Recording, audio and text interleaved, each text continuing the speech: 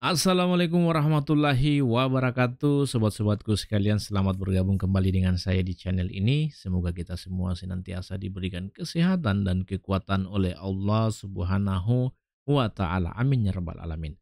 Oke, pada video kali ini saya akan membahas beberapa contoh soal terkait dengan tes digital mindset. Nah, ini mungkin bisa menjadi referensi teman-teman yang saat ini sedang mempersiapkan diri untuk mengikuti seleksi BUMN tahun 2024. Nah, bagaimana contoh-contoh soalnya? Langsung saja kita lihat satu persatu. Oke, perlu saya informasikan bahwa di sini contoh soal yang saya sajikan itu dalam bentuk esai ya. Jadi nanti ada 5 nomor atau ada 5 contoh soal yang akan kita bahas bersama-sama. Kita mulai dengan contoh soal nomor satu. Perhatikan baik-baik, saya akan bacakan untuk teman-teman sekalian. Jelaskan apa itu digital mindset dan mengapa hal itu penting dalam kehidupan kita saat ini. Nah, jadi di sini kita diminta untuk menjelaskan apa itu digital mindset dan kenapa itu penting dalam kehidupan kita saat ini. Nah, di sini saya coba memberikan jawaban seperti ini ya. Jadi digital mindset itu adalah cara berpikir atau mentalitas yang berkaitan dengan pemahaman, penerimaan, dan adaptasi terhadap teknologi digital dan inovasi di era modern. Nah, kenapa itu penting? Karena teknologi digital telah merubah banyak aspek kehidupan dan dengan memiliki digital mindset, kita dapat memanfaatkan teknologi secara efektif untuk meningkatkan produktivitas, mencari peluang bisnis baru, dan tetap relevan di era digital saat ini. Oke, kira-kira begitu jawabannya ya. Nah, selanjutnya kita melangkah ke soal nomor 2. Perhatikan, bagaimana digital mindset dapat membantu dalam meningkatkan efisiensi proses bisnis. Kita coba lihat jawabannya bersama-sama. Jadi di sini jawaban saya adalah, nah, digital mindset dapat membantu dalam meningkatkan efisiensi proses bisnis dengan mengidentifikasi dan mengadopsi teknologi yang tepat untuk meningkatkan produktivitas, mengotomatisasi tugas-tugas rutin, mengoptimalkan aliran kerja, dan memanfaatkan analitik data untuk pengambilan keputusan yang lebih cerdas.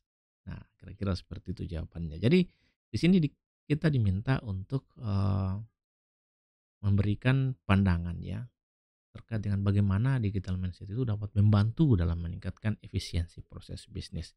Jadi jawabannya lebih kurang seperti ini. Kalau misalnya teman-teman punya pandangan lain silakan.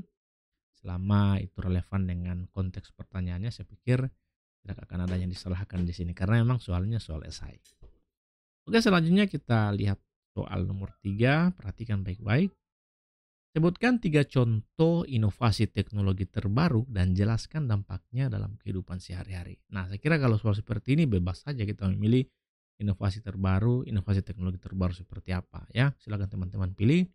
Nah, di sini saya coba memberikan jawaban seperti ini.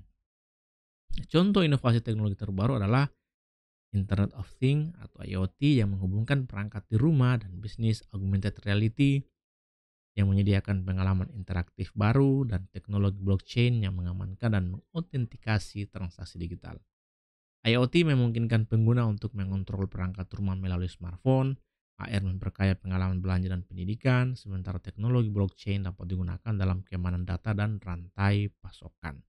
Nah, terkait dengan soal nomor 3 ini teman-teman bisa memilih jawaban lain. Misalnya inovasi teknologi terbaru seperti robotika mungkin atau AI, kecerdasan buatan atau mungkin cloud computing dan lain sebagainya. Silakan teman-teman pilih atau mungkin machine learning ya silakan ya.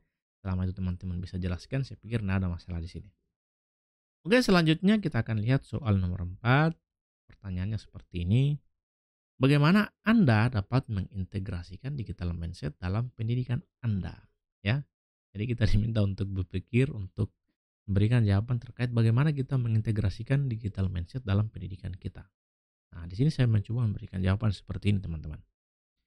Untuk mengintegrasikan digital mindset dalam pendidikan, saya akan aktif dalam menggunakan alat teknologi untuk belajar, seperti e-book dan platform pembelajaran online. Saya juga akan berpartisipasi dalam forum diskusi daring, webinar, dan pelatihan online untuk memperluas wawasan saya tentang teknologi terbaru dan penerapannya dalam berbagai bidang. Nah, ini jawaban yang saya berikan di sini juga tidak mutlak benar karena ini sesuai dengan persepsi saya. Ya, saya juga mendapatkan jawaban-jawaban ini dari internet. Saya searching, saya cari jawabannya, contoh-contoh soalnya. Jadi silakan teman-teman kembangkan. Paling tidak kira-kira seperti inilah basic jawabannya. Kalau teman-teman mau kembangkan lebih jauh lagi silakan. Saya kira itu akan lebih bagus ketika teman-teman diperhadapkan pada soal-soal seperti ini. Selanjutnya kita akan lihat soal nomor 5 atau soal terakhir dari rangkaian pembahasan contoh-contoh soal terkait dengan tes digital mindset. Perhatikan, sebutkan 3 tantangan yang mungkin dihadapi dalam mengadopsi digital mindset dalam organisasi. Di sini jawaban saya seperti ini teman-teman. Tantangan dalam mengadopsi digital mindset dalam organisasi adalah resistensi terhadap perubahan dari beberapa anggota tim, kurangnya dana dan sumber daya untuk mengimplementasikan teknologi baru, dan kesulitan dalam menyesuaikan proses kerja yang sudah mapan dengan teknologi yang lebih efisien. Saya kira kalau kita berbicara tentang bagaimana kita mengadopsi digital mindset dalam organisasi, maka hal yang paling sering kita temui adalah terkait dengan eh, resistensi, penolakan terhadap perubahan. Artinya ketika orang-orang sudah mulai nyaman dengan proses yang sedang berjalan, ya, maka ketika ada perubahan, maka kadang orang menganggap, wah kenapa harus ada perubahan? Kira-kira seperti itu. Nah, selain itu, kadang juga kita diharapkan persoalan dana, ya, sumber daya. Ya, kalau kita mengadopsi teknologi baru, misalnya kita menggunakan teknologi seperti augmented reality, kan kita butuh alat, ya, kita butuh perangkat tambahan, dan tentunya itu tidak tidak mudah, tidak murah, ya, mahal, ya. Nah, kalau kita mau beli itu ya otomatis harus ada alokasi anggaran untuk uh, digunakan dalam mengadopsi teknologi AR tadi, augmented reality tadi. Nah, kemudian juga terkait dengan kesulitan dalam menyesuaikan proses kerja. Biasanya ketika ada teknologi baru yang diadopsi, ya, kesulitan itu selalu ada. Tapi di sinilah sebetulnya tantangan kita, bagaimana kita mampu untuk belajar, untuk meningkatkan kemampuan kita, pemahaman kita terkait dengan teknologi yang akan kita adopsi. Nah, di sini harapannya sebetulnya teman-teman bisa memberikan jawaban yang lebih tajam lagi dengan analisis yang tajam juga tentunya, supaya bisa eh, memberikan apa istilahnya, supaya bisa memberikan kepuasan ya kepada si penanya. Kalau misalnya proses pertanyaannya itu secara langsung, ya saya kira yang bertanya juga akan merasa puas ketika kita memberikan jawaban-jawaban yang tajam, jawaban-jawaban yang rasional, dan tentunya itu akan menjadi peluang bagi teman-teman untuk bisa diterima di tempat teman-teman melamar saat ini.